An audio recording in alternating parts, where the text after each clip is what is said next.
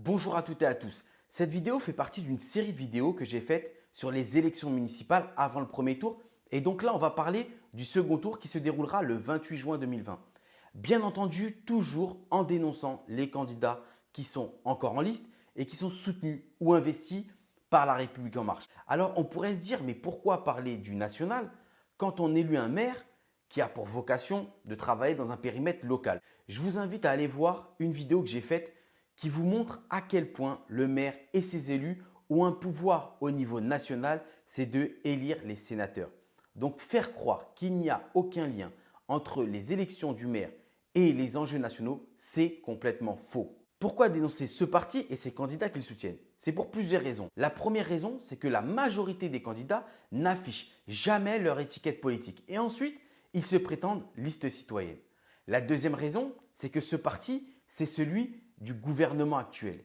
C'est celui qui a mis en place les ordonnances Macron et qui, à l'heure où je vous parle, permet aux entreprises de pouvoir baisser nos salaires. C'est les mêmes qui ont baissé les APL. Ce sont les mêmes qui ont fait la réforme de l'assurance chômage et qui met encore plus les personnes dans une situation de précarité profonde. Ce sont les mêmes qui ont supprimé l'ISF pour les plus riches. Et ce sont les mêmes qui veulent nous faire payer la crise du Covid-19 en nous supprimant nos RTT, en nous baissant nos salaires, en nous supprimant nos congés. Et figurez-vous qu'ils ont refusé de faire contribuer un peu plus les revenus qui gagnaient plus de 250 000 euros par an. Puis la troisième raison, c'est que tout simplement parce que ce parti, c'est l'addition de plusieurs partis politiques qui nous gouvernent depuis des décennies. De la droite, en passant par les Républicains, anciens UMP, par le Parti centriste et le Parti socialiste, c'est le fameux pour moi UMPS. Bon, maintenant, venons-en aux candidats. Bien sûr, comme d'habitude, dans le Val d'Oise, mon département. Et vous allez voir qu'il y a quand même pas mal de petites magouilles. Mais avant tout, il y a une ville qui a particulièrement attiré mon attention, c'est celle de Garges-les-Gonesse, avec un candidat qui est soutenu par La République En Marche, mais pas que. C'est Benoît Gimenez, soutenu par Alain Richard.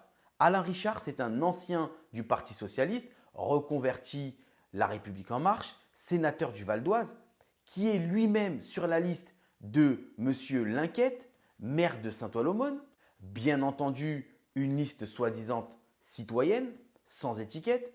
Et ce monsieur est aussi membre de la commission d'investiture d'En Marche. Donc en gros, c'est lui qui décide qui va être soutenu ou investi par La République En Marche. Mais ce n'est pas fini, il est aussi soutenu par la droite, le sénateur Sébastien Meurant, les Républicains, anciens UMP, par aussi François Pupponi, un ancien du Parti socialiste. Il n'y a bien sûr que le nom de ce parti qui est encore socialiste. Vous voyez, c'est cette caste politique que je rejette. Soi-disant, ils sont pas dans le même parti politique, qui sont soi-disant en opposition idéologique, opposition politique, mais arrivent à se soutenir les uns les autres pour garder le pouvoir entre eux. Et l'intérêt général dans tout ça n'est que secondaire.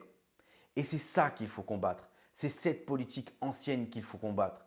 Aujourd'hui, il faut une politique nouvelle avec des personnes qui se battent avec conviction. Continuons sur le Val d'Oise.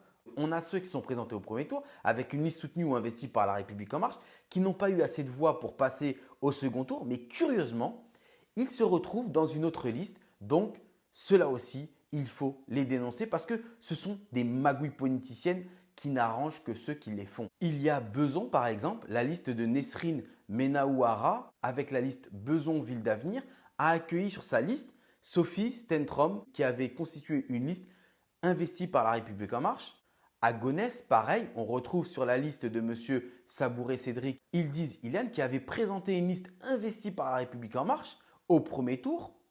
À Sannois, Dominique Gobert, qui avait proposé une liste au premier tour soutenue par La République En Marche, se retrouve curieusement sur la liste de Panchel Nicolas. Maintenant, les listes qui ont malheureusement réussi à aller au second tour, à Goussainville, la liste de Alain Louis, soutenue par La République En Marche, à Louvres, Frédéric Navaz, à Montigny-les-Cormeilles, Jean-Noël Carpentier, à Montmagny, Boisseau-Didier, à Saint-Brice-sous-Forêt, Le Nicolas, à Aisanville, Zriem Sébastien, à Aubonne, Catherine Daguin, à Deuil-la-Barre, Muriel Scolande. Bon, voilà la liste des candidats au second tour qui sont investis ou soutenus par La République En Marche. Il faut que nous nous battons contre cette politique qui est menée non pas depuis 2017, mais depuis des décennies, où l'intérêt d'une minorité passe avant l'intérêt général.